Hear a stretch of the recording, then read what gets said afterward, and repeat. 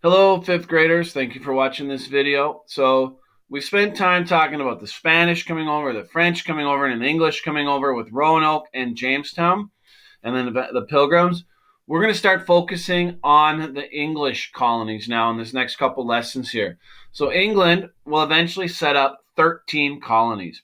And we split those 13 colonies into three groups. We have the New England colonies, which is up here in the yellow, which you read about last week, the middle colonies here in purple, and then the southern colonies down in green. So eventually, all 13 of these will belong to England. And so you read about the New England colonies last week. And that's what we're going to focus on. The New England colonies were made up of New Hampshire, Massachusetts Bay, Connecticut, and New Jersey. So looking at the notes for this one, so one of the groups that came over the New England colonies was the Puritans. And we talked in the past about England created the Church of England. And they said everybody in England had to belong to this church, which is reasons why people like the Pilgrims were separatists, meaning they wanted to separate from the church. The Puritans were different. They didn't want to separate from the church. They wanted to change it. They wanted to purify it. And when you purify it, meaning they wanted to get rid of all the fancy stuff. And that's why they're called Puritans. And the Puritans became a very strict religious group. And so because they couldn't practice their religion in England, they chose to leave. And they got permission from the Massachusetts Bay Company to go settle in what would eventually be called the Massachusetts Bay Colony. Now, before I talk a little bit more about religion, I want to point out that I'm not forcing religious beliefs on any of you. You think what you want to do, you believe what you want to do. I'm just teaching you about what the Puritans felt. So when the Puritans came over here, they thought they had a covenant or an agreement with God. And that's why they were going to be a very strict religious group. They felt they were God's chosen people. They were worried if they didn't live a very strict life and do everything based on the Bible and everything like that, and that God would either punish or even destroy their communities. So that is why they were a very strict group. Now, looking at the notes here, John Winthrop led the first group of Puritans to America in 1630. They settled in Massachusetts Bay Colony, and most Puritans settled in the New England area that I showed you on this map, the yellow colors up here. So more and more Puritans groups arrived in Massachusetts. Their leaders would have to apply for a charter. Remember, that's just basically a permission to do something from the colony officials to start a new town. Groups hope to find good fertile land near running water. Fertile land meaning good for growing crops. So each colony, just like today's states, have different towns and things like that. Farming was very important to the Puritans, but they lived in towns so they could help each other. Now, some common things that we would find that are very important to not only the Puritans, but to a lot of the colonists during this time that were coming over from Europe. So the villages are very common. You can see here, most New England villages will have a meeting house. That is a place where people meet, have discussions, celebrate things, make decisions. So meeting houses are very important. Same with the stocks here, you can see in the middle. That's where somebody would be put for punishment for being embarrassed in public. Each village would have a common. That is a place where animals can graze, people can hang out. You'll have barrel makers making barrels, of course. A blacksmith working with nettle, iron, making horseshoes in this case. You'll have an inn, so a place for people to stay. You'll have a mill. You can see that wheel by where it says mill there, water turning that, and it has stones inside that are crushing wheat into flour and other things like that. So a lot of towns are very similar to this setup here. Not just the Puritans, but most colonial towns. So a few more things in the notes that I just talked about. A meeting house was very important. Also having a common. So here you can see I have a couple pictures here of a meeting house. This is a common. We can think of a common as like a park. Puritans, not just Puritans, but colonial time, those in New England relied on farming for just enough food to survive, because the land up here in these yellow colonies here wasn't really the best for growing crops. They just had enough to really grow food for survival. Not a place where you're going to grow a lot of crops to sell for money. So just enough to feed the people. Again, it says Puritans, but a lot of New Englanders, so not just the Puritans, made money as craftspeople. They made tools, furniture, so they're making things and selling things.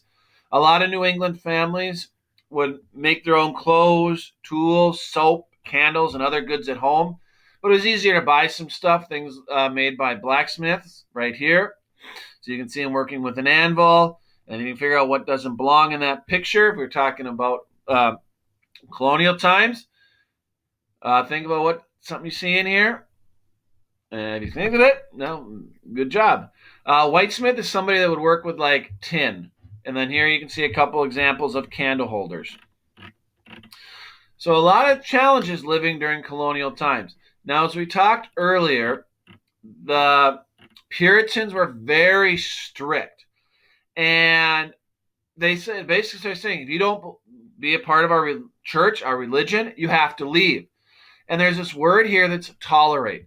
That term tolerate means you understand that people are going to have different views than you, but you respect that. And you don't kick them out or say mean things because of that.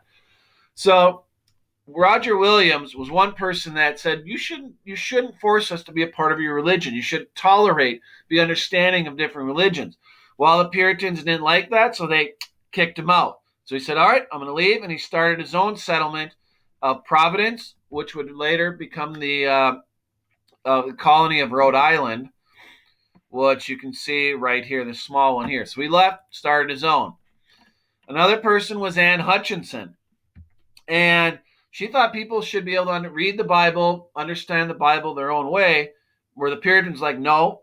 The church leaders of the Puritans, I should say, said, no, you understand the Bible the way we tell you need to understand it.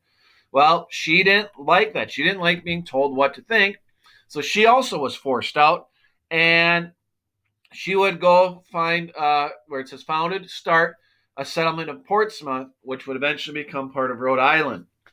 And another person that spoke out was Thomas Hooker. He believed that each church in a town should be able to decide its own leaders, decide how that church is going to run. Well, they didn't like that, of course, so he was kicked out. He left, and he started what eventually become the colony of Connecticut down here.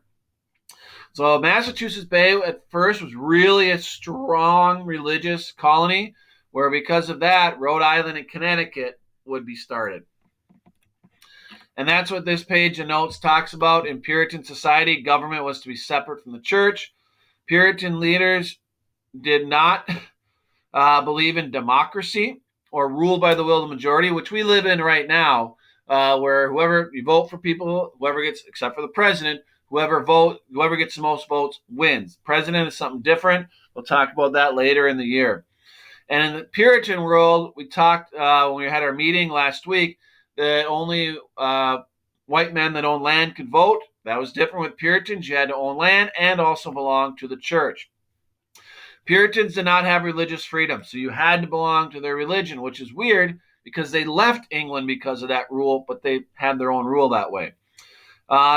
They felt all other religions were wrong in the eyes of God. They punished, banished, sent away people that didn't live their lives according to Puritan beliefs, like Anne Hutchinson, Thomas Hooker, and Roger Williams. So another problem that came up was needing land. So this is going to be a theme or a problem with all of the colonies, is as more colonists are coming over from Europe, especially England, they're going to need more land. And the way they're going to get that land is taking it from Native Americans. And that's going to sometimes they were given money or things for their land. Other times the colonists just took it. Well, in the New England colonies, that led to fighting at some time. You learned about the Pequot War. Settlers would attack the village in this case, and many Pequot Native Americans were killed. Some were captured, sold into slavery. And it was just a bad situation all around. And then you have King Philip's War, where Metacomet was a Wampanoag son of a chief, and he was called Philip by the English colonial governor. Each colony eventually will have a governor that is in charge of it. We'll learn more about governors down the road. But Metacomet had enough of the settlers taking his land, so he was able to unite some other Native American groups to come together and fight this war. It lasted for more than a year, but eventually the Native Americans, some that were against Metacomet, helped lead to his capture. So not all Native Americans were against the English colonists. Some actually helped them. Um, when Metacomet, or as he was known in the English world, King Philip's death, after he was killed, the fighting stopped, and it was kind of the beginning of the end for any Native American power in the New England colonies, and which was a sad situation. And all of it fought over land because colonists needing more land, Native Americans not wanting to give up their land. So it was a tough situation. A lot of people were killed.